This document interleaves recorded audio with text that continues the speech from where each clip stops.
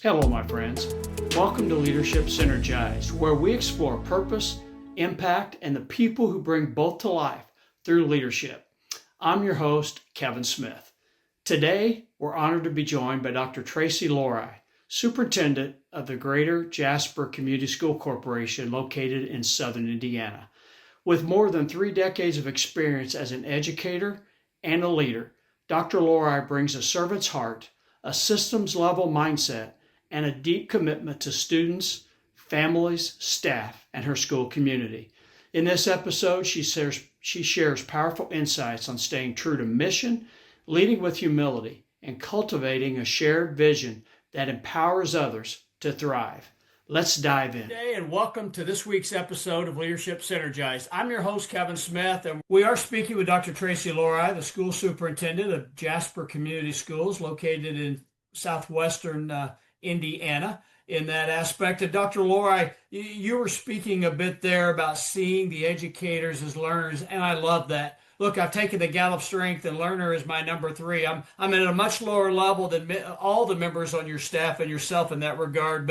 But learning is something that we hear all the time to be successful. And I think of John Wooden.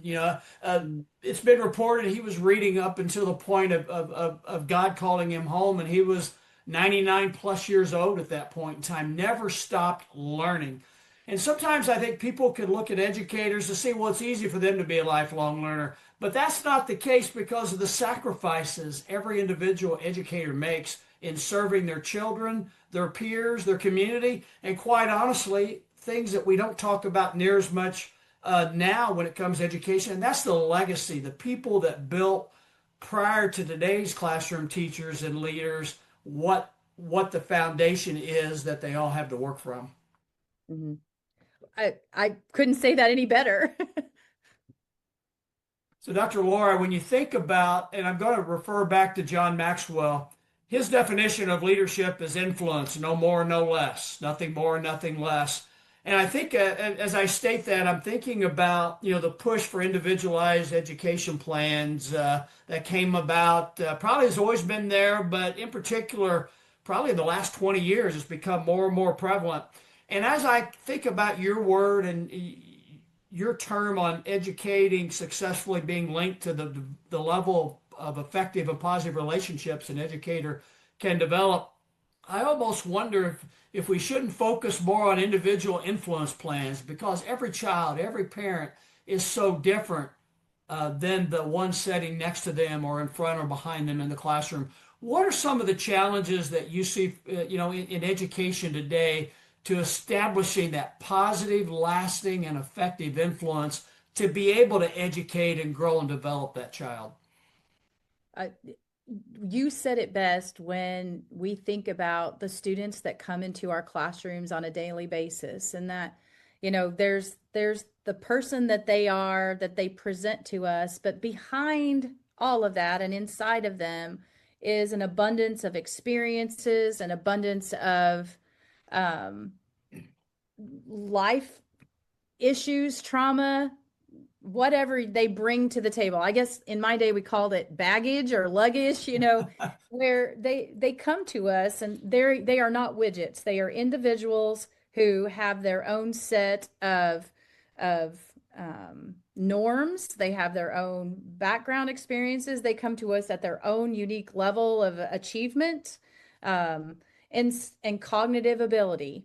And so to think of students each as the same would be a fallacy for us as educators. And so I think it's important as we address students as individuals to always consider that the way that they respond, whether it's through their assignments or even verbal responses or behavioral responses, they're really communicating something to us about them.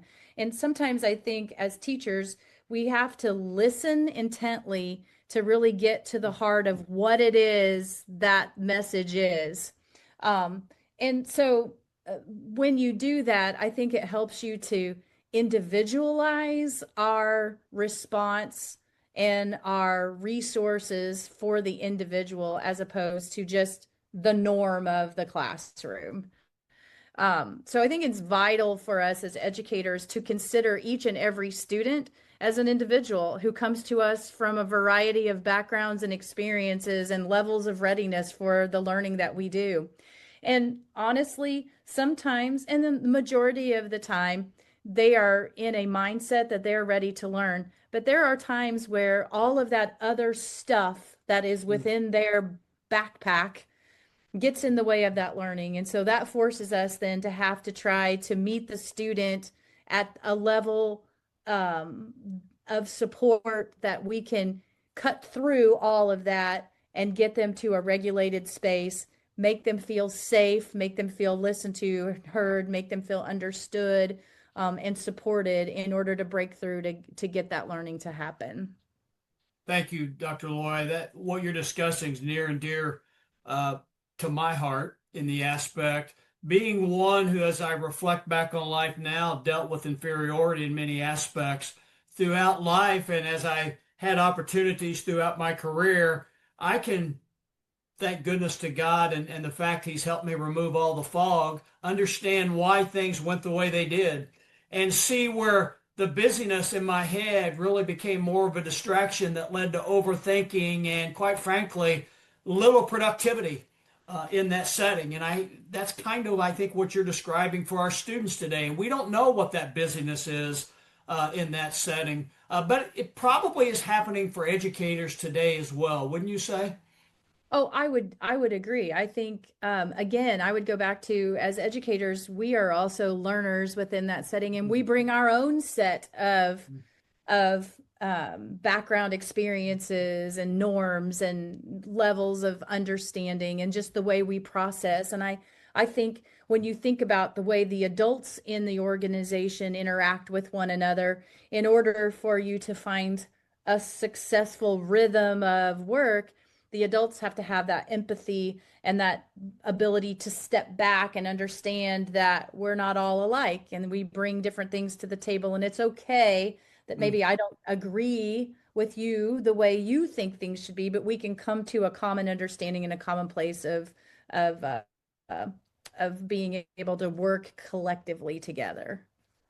I love the way you said that, and that kind of brings me to the L in still the first L, love, in that setting. And you know, we've been on these episodes, Dr. Lloyd. Again, thank you so much for being here. I know you have a lot of things you could be doing otherwise, and I just appreciate it. I know our viewers and listeners are appreciating it as well. But I have grandchildren now in schools, two in the state of Texas.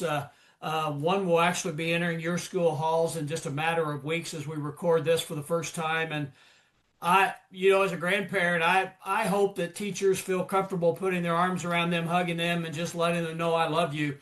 But I have experienced as I've coached my educators as a building leader, or even told my staff members that I love them and my community I love them, some very discomfort on that end. And that's something that bothers me in our world today, I guess. And maybe it's just me overemphasizing it, because I can tell you 40 years ago, 30 years ago, 20 years ago, it was all about getting the job done, getting the project timeline met. And I know you're going through a lot of construction phases in your school corporation the past several years. So Gantt charts and all that's probably been all over your wall in that piece. But it was all about the job done. And to your point, not celebrating. But even with that, not taking the time just to share the heart and just so people know that they're loved and they're appreciated. And that's a challenge in all schools today as well. Well, I agree with that, and I do think it is important. It is important to lead from a place of love. And when I say lead, I'm not talking about the administrators in the building. I'm talking about any individual. Um, I think if you don't love what you are doing, or you don't love the people that you are serving, or you don't love the work that is involved in whatever your role and responsibility is going to be, then you're in the wrong spot. I think it's important to lead from a place of love. I think as an educator, you should be able to have a love for learning. You should have a love for people, and you should have a love for the opportunity that you have been given to shape the lives of the students and perhaps even the colleagues around you. Um, I just feel like I'll go back to relationships. I think when we nurture positive relationships, and that's on a personal level and on a professional level, you're modeling the kind of culture that you want to build within your schools. And ultimately, you hope that bleeds outside into our communities as well. As you're speaking, Dr. Lorey, I go back again, referencing back to Coach John Wooden, and I consider him, never met him, but just reading and hearing others who live with him. I know John Maxwell utilized John Wooden as a mentor latter parts of his life, and everything I've taken in and read about and listened to John Maxwell talk, and I reflect back on the story that John Wooden, one of the first things he would tell his team every year is, I'm not going to like you all the same, but I'm going to love you all the same. And I wonder if like and love doesn't get melded and confused together sometimes in our world. Mhm. I think one of the other things that he said was like, "There's no I in team." Yeah, You know, yeah. it, I think perhaps like and love would be melded together, but I would tell you, you're going to have the greatest impact in your life.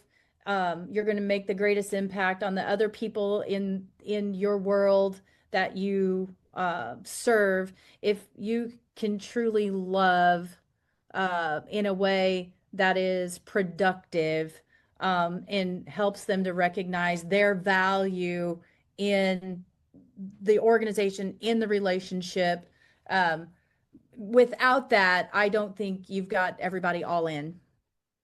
I like the way you said that. And as you're speaking, I'm reminded about the verse in the Bible. And we're not only challenged to just love others, whether we like them or not, but just to love others, but we're also challenged to love them as Jesus loved us. And I reflect back, and that means loving self.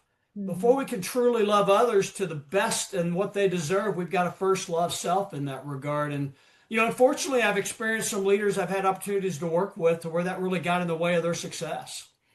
Mhm. I do think it's important for you. I always tell folks family comes first. I mean, your family is first and you need to prioritize your family. But I think within that, you also have to prioritize time for yourself. Um, you're no good to anyone that you serve if you cannot find some time to disconnect, to rejuvenate, regenerate, recharge in whatever way that is important for you, whether it's time with your family, whether it's reading, whether it's something related to your faith. You have to find external ways of recharging your own batteries in order to be able to sufficiently ensure that you're there to support and charge the batteries of everybody else. I think Stephen Covey in his book, The 7 Habits of Highly Effective People, called it sharpening the saw. And my saw was way too dull, in particular, for too many years of my life. So I appreciate your advice, Dr. Laura. You said it very well. Yeah, and interestingly enough, our one of our schools, Jasper Elementary, is a Covey Lighthouse school, and Mm. our students at that school and the staff, they live those 7 habits on a daily basis. And they take great pride when they are ready to sharpen the saw because they recognize the value that that will have to continue to spur on their drive and their focus of what they're working to accomplish. Dr. Tracy Lorey, the school superintendent at Greater Jasper Community Schools, thank you again for being with us. I thank you from the bottom of my heart, and I pray that you have a wonderful school year. And just God bless you, and I appreciate you for all you do, my friend. Thank you, and right back at you. Thank you so much. And thank you all for watching. And I hope you've got more than one thought going now because there's been a great deal of wisdom shared by this wonderful leader that you see on the screen. God bless. My friends, thank you so much for joining us on Leadership Synergized. Dr. Tracy Lorey reminded us today that leadership at its best is humble, focused, and always grounded in service. If you found value in this conversation, please subscribe, share this episode, and reflect on how you too can lead with integrity, intention, right where you are. Until next time, stay inspired and keep leading well.